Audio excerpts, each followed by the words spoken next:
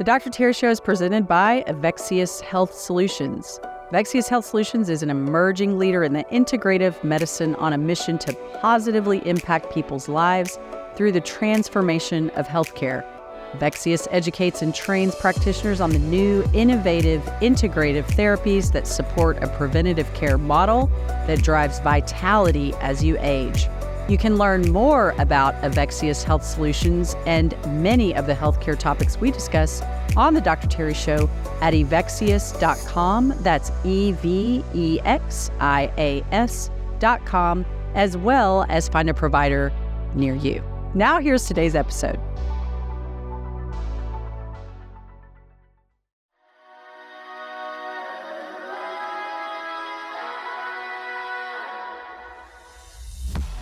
Hey everybody, welcome back to the Dr. Terri Show. So it's October, it's fall, it's cooling down, one of my favorite times of year, all the fall colors and beautiful fall flowers and orange and yellow and reds and all those things. But one of the number one colors we see everywhere in October is pink, because it is Breast Cancer Awareness Month. We're going to be doing a series of shows on breast cancer this month and some really great information. But did you know that breast cancer typically starts developing 7 to 10 years before it's even detected on either a mammogram or even just by exam? So you have a lot of time in there to understand prevention. And we're going to talk about prevention today. Jim LaValle is back.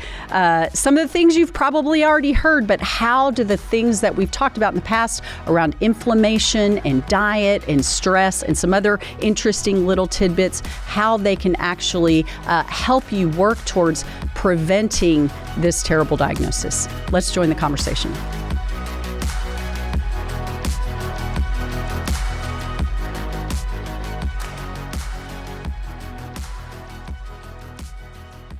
Okay, welcome back, Dr. LaValle. You're funny. He's wearing his pink jacket, and he knows that I have feelings about the pink ribbon, good and bad. It's got a lot of great intention. So it is October. We're talking about the topic of the month. It's everywhere. NFL football players are wearing pink tennis shoes, and all the stuff is happening. Pink, pink, pink. And I love breast cancer awareness. I mean, it's so important. Right? Oh. But what I don't love is that we've had breast cancer awareness for 50 years, and here we are. Breast cancer rates are higher than ever. 1 in 7 now, probably less than that, depending on demographically where you are in our country. Right. You have a lot of experience with breast cancer. A lot of people are probably thinking, this guy has a lot of experience with everything. Now it's breast cancer. But I want to talk about it because, typically, and one of the things that we'll be talking about in a series of these shows this month is the hormone relationship. And we can touch on that a little bit today. I'm going to go deeper on it in other shows. But one of the biggest things is, that needs to be dispelled is hormones don't cause breast cancer. If hormones caused breast cancer, we would have so many 15, 16, 17, 20-something-year-olds when your estrogen levels are at their highest with breast cancer. It's not really that. There's predispositions, as we know, but it's more about how are you metabolizing the hormones? What's your diet like? I mean, so we're going to talk about all those things today, but I just kind of want to lead with, how do you know so much about this topic? Yeah, so when I was in Cincinnati with our big institute, LaValle Metabolic Institute, I actually had an integrative oncologist that was there. And then there was another big oncologist that was there that specialized in breast cancer. And women would show up at our doorstep, with my docs and myself. Man, I had an OB-GYN there. She was very forward thinking, wrote The Idiot's Guide to Menopause back in the 80s. I mean, she was on top of the fact that hormones aren't the problem. It's how we metabolize them in our lifestyle. But we had a program where we really worked with people, and women were going out past their anniversary dates, the big old anniversary date of when you're expected to make it. Right. And it started to kind of get attention because we were dealing with the ancillary issues. Like, why did you end up here to begin with? And what's the take start? It back to the root. Yeah, where did this start? Yeah, what So happened? important. And what was interesting was at that time when I was there, I had this MD PhD from Germany, Dr. Witten, and it was at Witten University actually, and he was it was Kurt Zinker, and he came in and said, "I want you to write a chapter in a book with me." And I said, "All right, what are we going to write about?" And it was very common knowledge, globally, that glucose and insulin problems, so insulin resistance, fed a lot of cancers.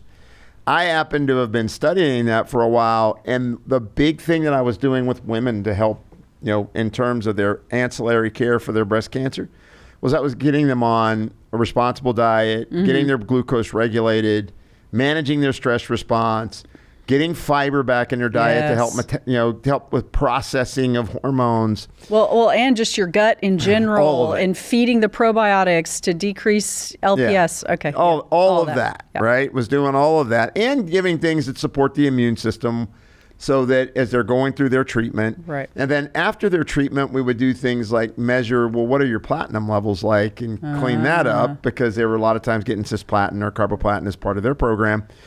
And so all of that was going on. But the big thing that really got me was when we started writing this book, and it was a textbook. It was called Diabetes and Cancer, Epidemiologic Links and Molecular Evidence. So what we did is we broke down in every chapter, leading researchers in the world. I got to be honest, I don't even know how I got asked to write a chapter in this book. I mean, these were, he was oncology, immunology, emeritus professor. You said integrative too, just to let everybody know what that means. It's taking conventional treatments and integrating them with some other less conventional but logical ways, like cleaning up your diet and cleaning up your stress, right? So that's what integrative means for those people that may not know what that means. Yeah, and so I think in general, if you go over to Europe, they kind of assume diet.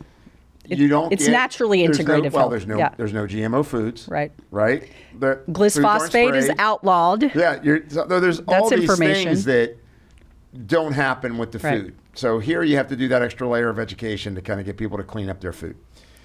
And it turns out I was talking about, breast cancer and the risks associated with insulin resistance. And a lot of times that was getting laughed at. And we got to be honest, back then I was getting laughed at.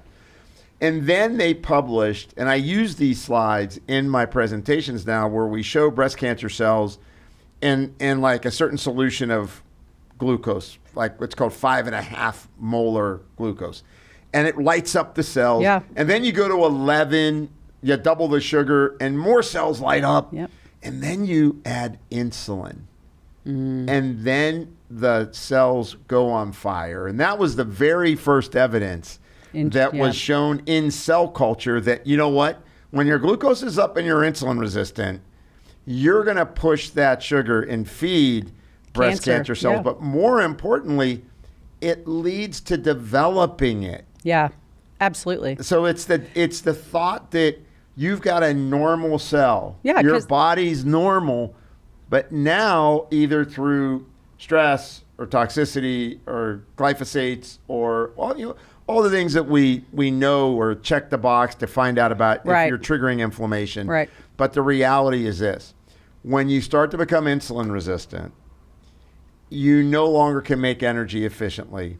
And you turn the switch over to something called the Warburg effect. And this is 1930s. 1930s. We've known sugar feeds cancer since the 30s. It's been largely ignored. I mean, cancer is an opportunistic disease. Right. And one of the things I want to get to, and I just want to drop it now, is so many women have been tested genetically and they're, I'm BRCA positive, which we'll talk about the BRCA gene mutation, or I'm this or I'm that, and it's like almost I'm going to get it. Yeah. Well, it's not. It's opportunistic. Just because you have a little genetic predisposition that you don't, BRCA is actually a good thing. It's the mutation that's a bad thing, right? So being opportunistic, one of the worst things we do is feed the cells sugar. Yeah, and when I try to explain this, first time a woman sits down in front of you, and we would do our intake with them, and it's, where's your glucose and insulin at? She's a lot of times overweight, right? And then their thyroid is low because there's a correlation to thyroid antibodies, autoimmune thyroid, and breast cancer as well. And this is that whole aspect of it's all connected together because when your gut gets permeable, you trigger more antibodies. And when your gut gets permeable, you make more inflammation. And when your gut gets permeable, you turn off your insulin receptor. So it's all kind of connected. And what happens is that, that Warburg effect, just to make it easy for people to maybe understand, is so your body's supposed to take glucose in and it makes a bunch of packets of energy. Right. And so you have good energy. When you change the way your body's bringing glucose in. Or the type of glucose. It could be the type of fuel that you're bringing in. But if it's just glucose coming into the cell, and now you have to go through a different energy pattern, aerobic glycolysis it's called. But basically you make 2 packets of energy and you make a bunch of waste product. So it's kind of like, and I like SUVs, but it's kind of like getting a 5 mile per gallon vehicle versus a 50 mile per gallon vehicle, right? You want your cells to make a lot of energy on not a lot of fuel. You'll want your, you would love your SUVs to get great gas mileage because they're big, safe cars. But the problem is that I start making a bunch of lactic acid in my cell. So you make a bunch of acid in your cell. And your cell says, holy crap, I got to take out the garbage. And it starts to pump that acid out outside the cell.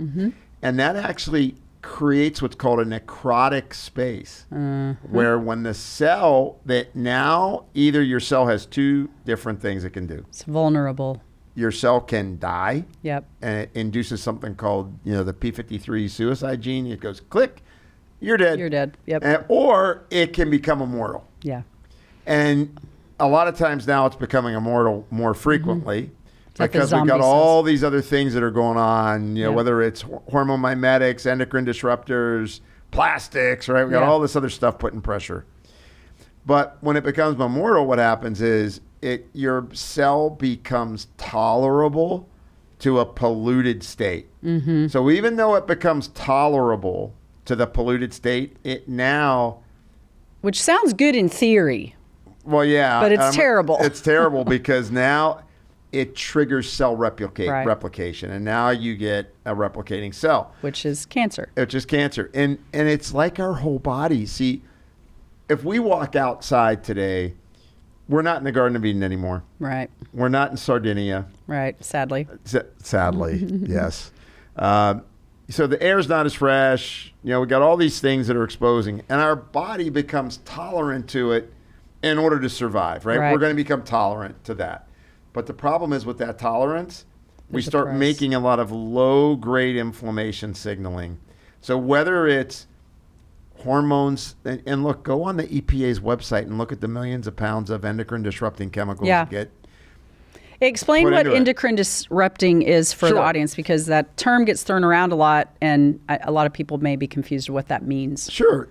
So basically it's a chemical or compound that will bind to a hormone receptor. So your body's got receptors that say, oh, I got estrogen. Oh, I got testosterone. But it binds to them, and it creates either a lack of signaling or abnormal signaling, and it sits there longer. Yeah. So, your hormones kind of hit a receptor, then they go away. These endocrine disruptors or hormone mimetics, and look, 90% of all the pesticides that are made in our country are on our food. Right. And so we get exposed to this stuff. If you're not washing your food, you got to look up the Dirty Dozen, stay away from that, right? And go to Environmental Working Group and look at that. So endocrine disruptors now complicate the matter because they send signals into your DNA. Yeah. And now you've got a cell. I'm insulin resistant because I've been eating poorly.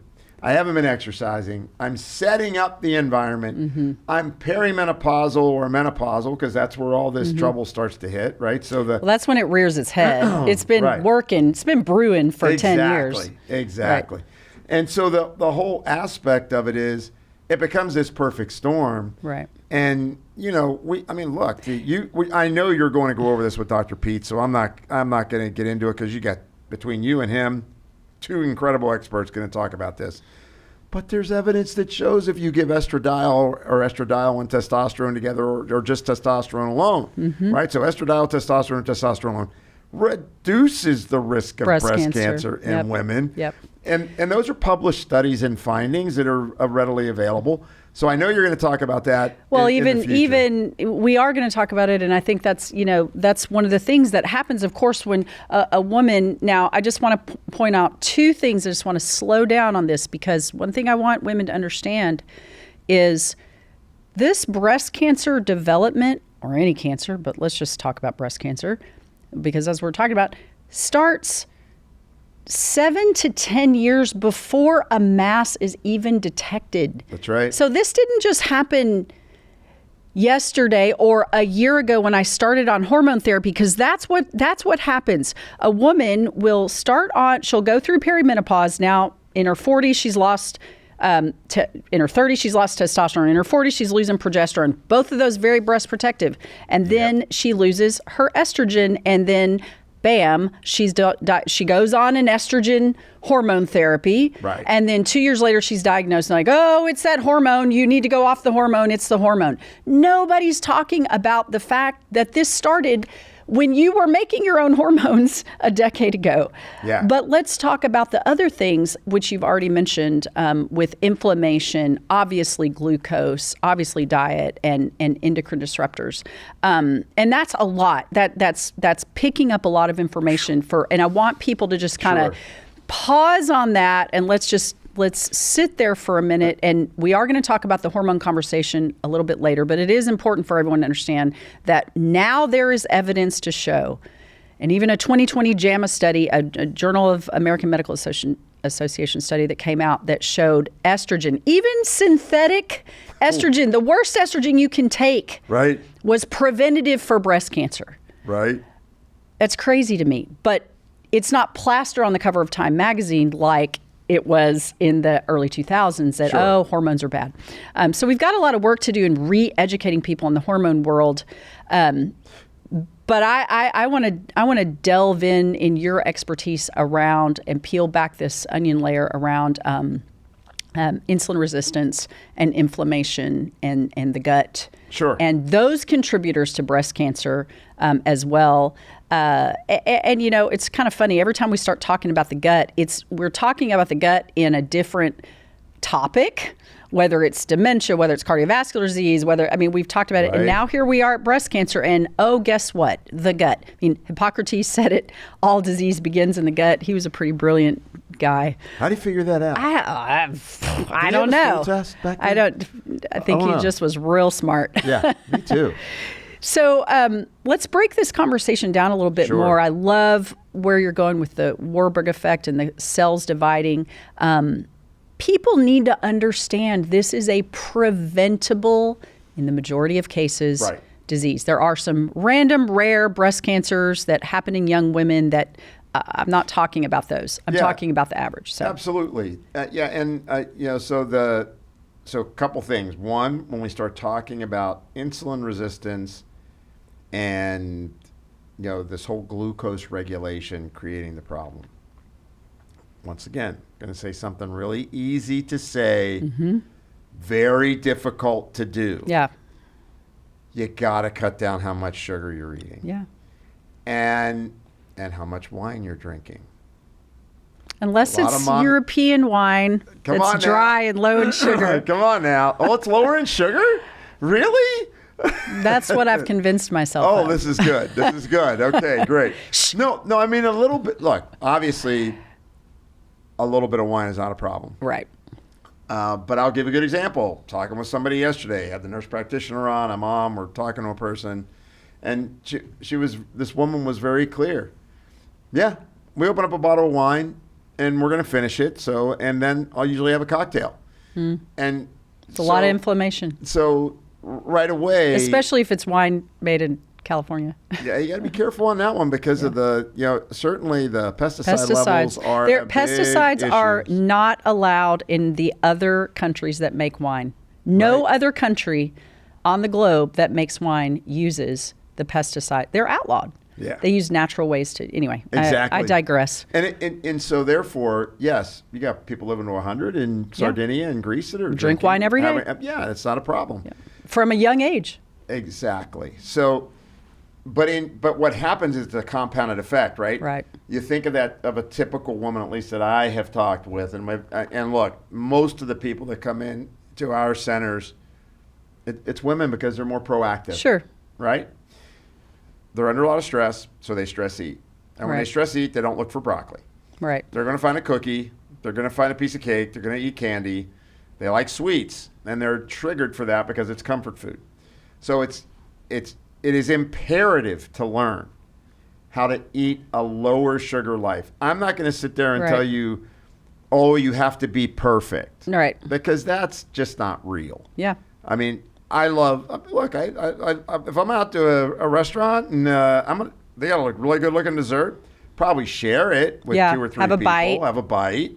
I may occasionally have some dark chocolate here and there. Right. But we have to learn how to live, and really what the real thing is, know your numbers. Yeah. Know what your glucose is.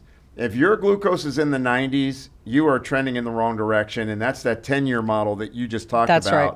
If you're in the 90s, your 10-year risk of developing, diabetes, being insulin resistant is highly accelerated. Which is the number one risk factor for breast cancer. Exactly. It feeds right into it. So what does that beg to go, where do we go next? You got to learn how to manage stress. If you can't manage the stress because you're a single parent, you're working 2 jobs, maybe you have a child that's on the spectrum and it's very stressful for you. There's a lot of reasons that I don't like it when we just hear this term, manage your stress. Yeah. So what do you mean by that? I was just going to ask you to expound a little bit on that, because stress is a part of life. But how can we balance that and decrease our cortisol levels? Well, right now I'm wearing 3 different wearable devices trying to learn how to balance my stress. I mean, I got or a ring, or Apple Watch. This is the Ultra Human ring. Ooh. Mm-hmm. What's Ultraman. So, but the point is, I do think we need stress awareness. I do think wearables can help with stress awareness. Mm-hmm. I think we need to practice an active daily practice of managing my stress. I have to breathe. Do you do mindfulness? Every time we talk about this, I take a deep breath. I'm like, I've been holding my breath. Yeah. Wait a second. Yeah. So, but you've got it. Whether it's box breathing for 3 or 4 minutes, if it's going to yoga, try to find some time somewhere, where you're going to say, I'm taking my foot off the accelerator pedal. I'm going to try and reset my nervous system. I'm going to be grateful about something. Right. Maybe a 30-second prayer. Fill my tank. Whatever it is, I'm gonna try to create that. And then getting sleep is super important, because sleep begets controlling your glucose. All of it. And your hormones. Yeah. And your master slave clock, which is in your brain, called the suprachiasmatic nucleus, it gets reset by having enough sleep. And why else is sleep important? You flush the byproducts of your brain's metabolism through what's called the glymphatic system, the glial lymphatic system. So we all hear about lymph, right? You think he makes these things up. He really doesn't. It's real stuff. It is. It really is. The glymphatic system. The glymphatic system. Yes. But you have a lymph system, right? It's getting rid of stuff, nodes, right? Yeah, you got it. Because the immune system plays a huge role in cancer, so we have to pay attention to this. So it turns out your immune cells in your brain have a lymphatic system called the glymphatic system that flushes the byproducts and toxins of your brain metabolism out. Like from your stressful day. And if you do not sleep, you do not do that. And that means, if you got to remember, the field general for your immune system is your brain. And if you keep triggering inflammation in your brain, you trigger it everywhere else. And it turns out that, it's pretty important to manage inflammation overall as it relates to breast cancer. You Right. mentioned glyphosate. Right. So where does the gut play a role in this?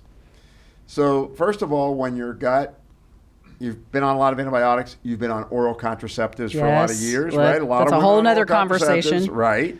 But it can upset the microflora of the gut. Mm-hmm. The microflora gets disrupted, and now it gets permeable, or the leaky leaky gut is the popular term, but it's a permeable gut change. Now Meaning things are getting into the bloodstream that shouldn't get there. That's right. And we're not absorbing things from That our should. gut Yeah. that should. So now I'm not getting zinc the way I should. Mm-hmm. Iodine Magnesium, becomes a iodine, challenge. yep. And iodine's a challenge on a couple levels. Obviously, breast tissue really rich in Iodine iodine. receptors, and yep. we need iodine for the breast tissue for breast health. And prostate. Super important, right?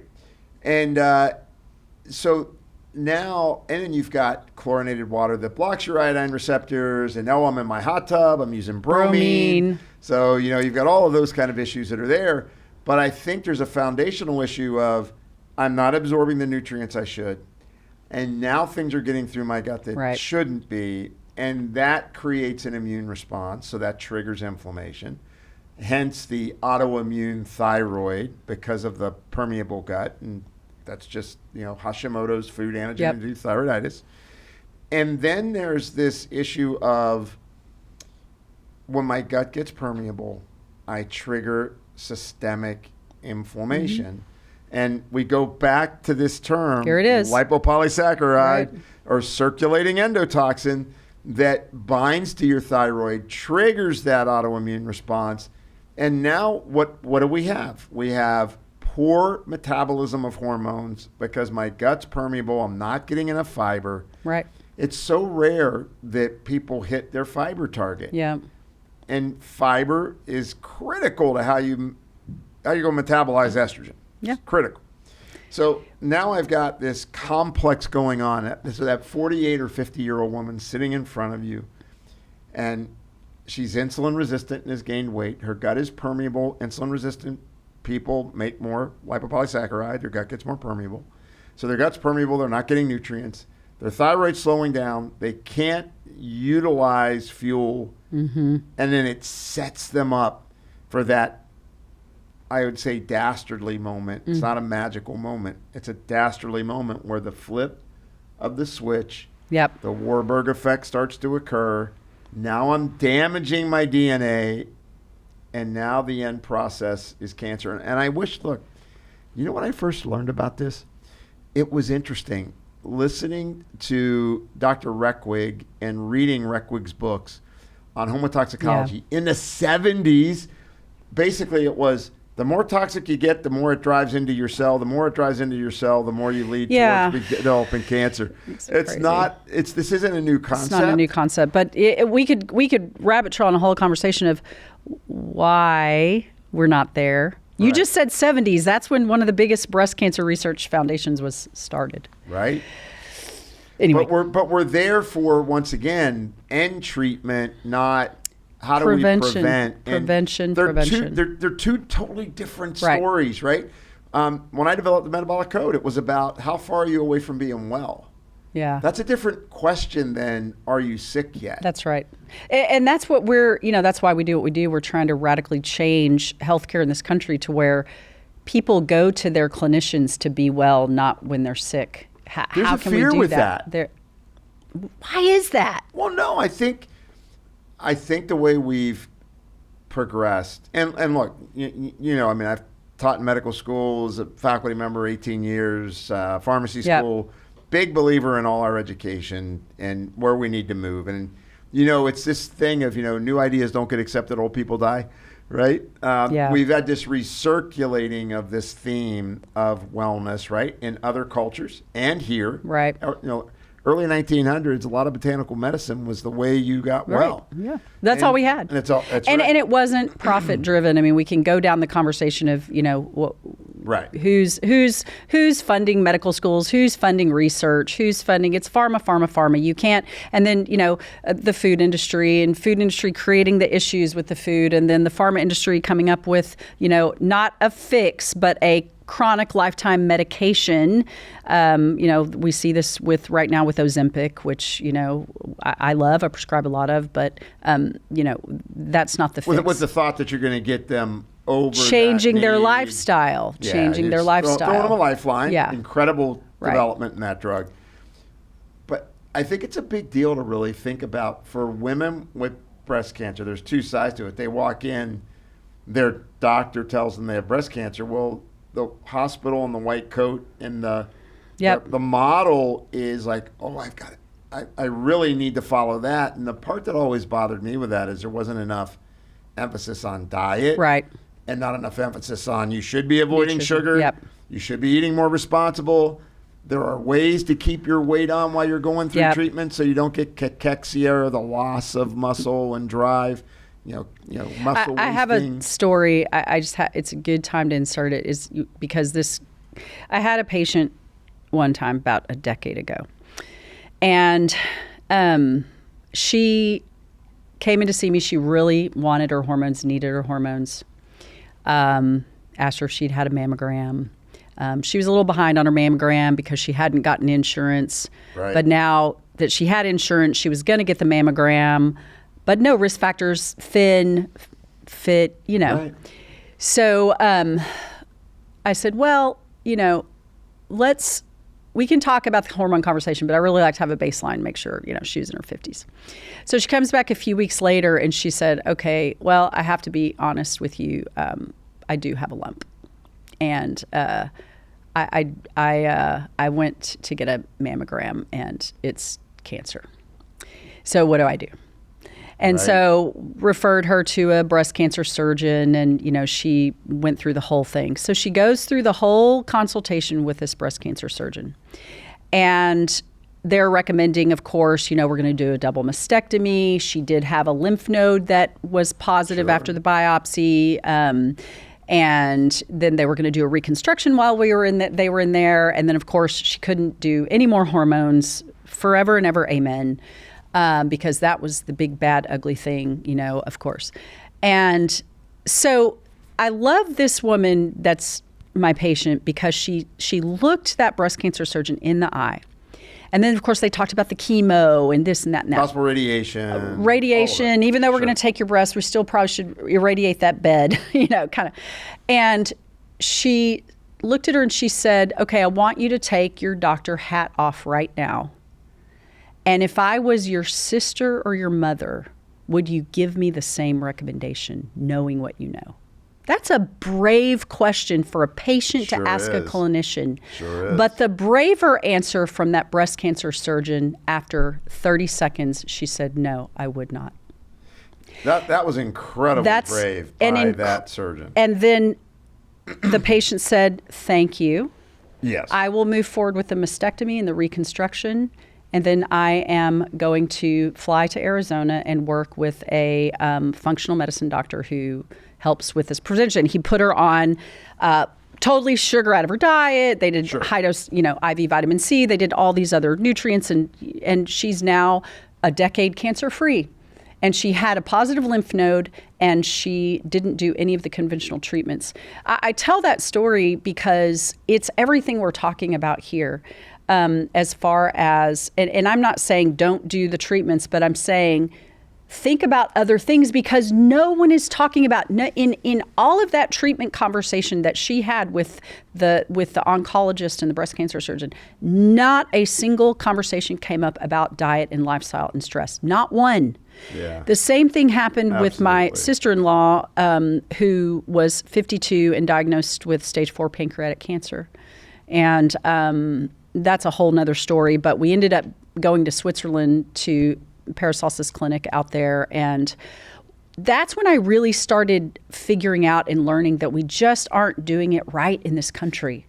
They focus on not only killing the cancer, but starving the cancer and ridding your body of the toxic metabolites that are induced. Right. So exactly. Why aren't we doing that here? That's a loaded question. Well, but I think I think it's just educating people that it's not just there's not one bullet for this thing. Yeah, and I think you got those pockets of innovative docs that are doing things like insulin potentiated cancer treatment, where they get the blood sugar down low, which makes the cancer cell sluggish, and then they can give a reduced dose of chemo to kill it. Right. You're seeing, and it's targeted chemo. My sister-in-law did that in Switzerland. Yes. Right, and then they have the kind of the cytology. What they'll do is they'll give something to actually accelerate the cancer. Then they make it vulnerable and then give it something to knock it down. So there's a lot of different ways to think about it. But one of the things you brought up is most of the people that came to me when I was in Cincinnati, they were going through treatment. And I think that regardless if you choose, I'm going to, like your patient that said, I'm going to do the surgery and I'm going to move on and just I'll do alternative therapies. At the time, that would have been called. Let's call it integrative care now. Mm-hmm. Or you go through all the conventional treatment. Let's say you go through chemotherapy, you go through radiation, you get your surgery, you do all of it. You still have to do the same work. Yeah. So from the only thing I would say when I have someone that's gone through all the traditional treatments, their microbiome's off. Yep. And look, there's published research on this. I really don't try to be controversial. I try to read the research. Yeah, same. And so I we know that women that have chemotherapy, they end up having more risk for developing autoimmunity later because of the fact of the immune system gets so beat up from their chemotherapy. So working on creating immune resiliency through their gut, right? Because the chemo kills off the gut, and that's why there's that high incidence of oral mucositis, right? And then the secondary issues that when a patient fails cancer treatment, right, they expire. One of the big reasons is because secondary infection. Yep. They get candidiasis really bad. They get thrush. They get systemic fungal stuff.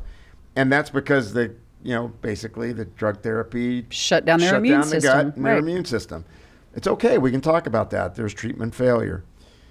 But what I found was I was able, by cleaning up their gut, getting them on that lifestyle of the right diet, getting them to understand that glucose is going to feed any future cancer cell. And hey, you just did all this work to clean it up.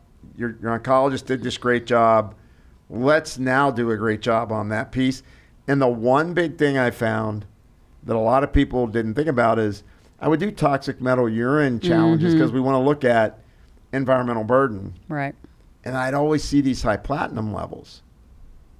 And when you look at platinum, platinum is oncogenic. Right. So we give it to kill the cancer, which I'm not here to say bad or good. I'm just saying that when you're done with your treatment, you should look at, was any of this stuff stored in my tissues? Still sitting there, to cause that's it. Cause a recurrence. That's right. It. Yeah. That's it. So that was the big one for me 20 years ago. Yeah. So maybe 25 years ago, I started picking up on that.